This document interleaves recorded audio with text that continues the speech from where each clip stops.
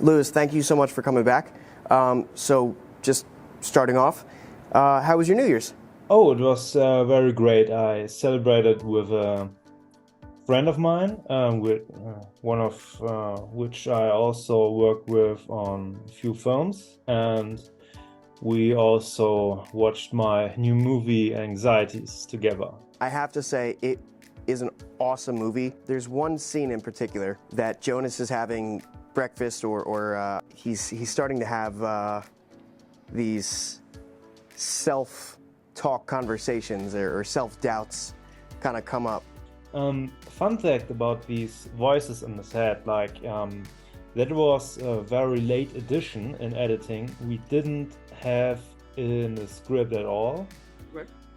And it was improvised actually. I once came up with the idea and told my actor to come over so we can record some stuff, and yeah, then I put it in there, and down the line I had some new ideas about the voices being a bit more positive towards the film, towards the end.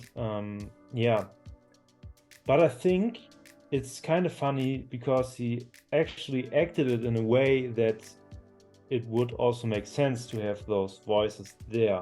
Like, he actually reacted to most of them in a subtle but effective way. I also wanted to embrace a stronger atmosphere and sound, like in his environment. It's pretty loud and active and aggressive sometimes, so I used a lot of different sounds to make it as alive as possible.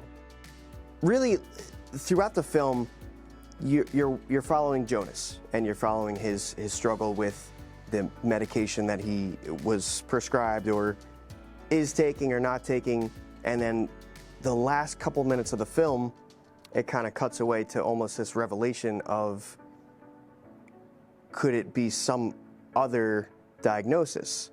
When you made the decisions for actors, or just like these film decisions on certain scenes, did you almost like put yourself there? That's very hard to answer. I actually put a lot of my own experiences in the story, and I imagined myself in this character, yes, in some scenes definitely, like how would I react?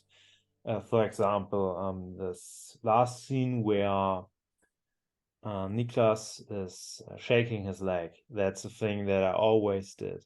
Like in school, for example, I did it all the time when I was nervous and it was loud.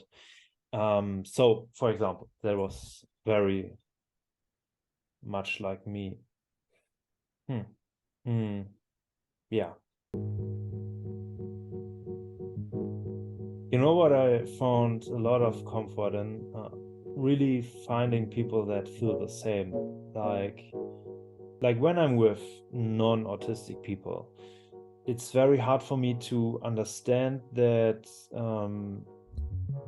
I don't know, the way I am, that it's okay sometimes, because people really react in a very harsh way sometimes, an unforgiving way even. And when I find people that are similar to me, or maybe even very similar, I feel a lot of comfort. And that was very important for this last scene, that he finds comfort in someone because the person is similar to him. Even though it's kind of different, it's kind of a different diagnostic. So I don't want to take up too much of your time, but I wanted to ask you just two more questions, and then I'll let you go. So question number one is, what do you have on the horizon for you? I definitely want to make a feature out of Signals. Currently working on script and production. Like, we want to raise a lot of money, and we are searching for all the locations. Yeah, and probably in like June or July we want to start filming, probably. If you were to put into your own words, why do you think Anxiety is such a special movie to you? I think it's very relatable.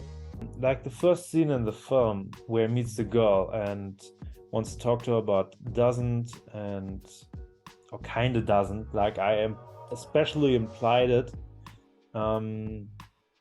since he talks to her later. I really want to show the struggle, which in itself is actually, no matter what your personal problem is, everyone can understand this kind of situation. And we had this scene in the restaurant, which I think is a really brilliant scene because it's brilliantly acted by my two actors. I think that this also is a situation like when you don't really know what kind of joke to make, when you don't know what to say, when you don't share the same interests. Like it's very hard when you have this kind of situation, and a lot of people can feel themselves onto it. So to put it plainly, I think what's special about my movie is that even though he has like an anxiety disorder, he also has problems that people without this kind of disorder can identify themselves with, like having doubts, being insecure, and not able to talk to a girl, or how to make a conversation, like problems that a lot of people have, no matter what disorder they might have or don't have, you know? Yeah. That's what makes it special. If you were to give one message to anybody watching, what would your message be? I think we have so much negativity in this world. I struggle with it a lot.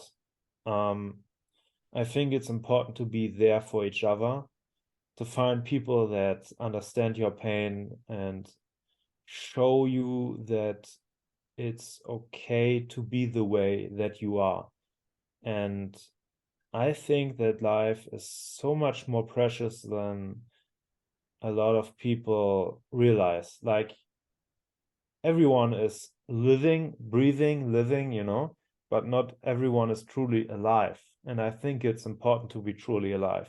I think it's important to chase your dreams, tell that girl that you love her, and do everything you want to do, and do it as much as you can every day if possible, because life is so short.